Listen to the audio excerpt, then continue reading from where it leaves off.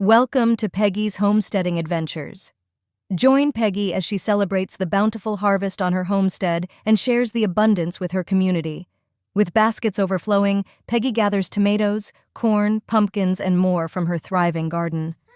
Peggy's homestead buzzes with excitement as neighbors gather for a festive celebration of abundance.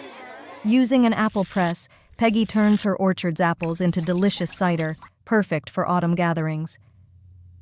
Peggy arranges gourds, pumpkins, and corn husks into a stunning centerpiece, a symbol of her harvest. Children giggle as they stuff old clothes with straw, creating their own whimsical scarecrows.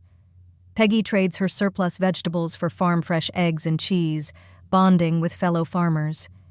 The scent of warm pies fills Peggy's kitchen, enticing neighbors to join her for a feast of gratitude. Inspired by the season of giving, Peggy gathers donations to help those in need. Peggy carefully collects seeds from her favorite plants, eager to continue their legacy in the next growing season.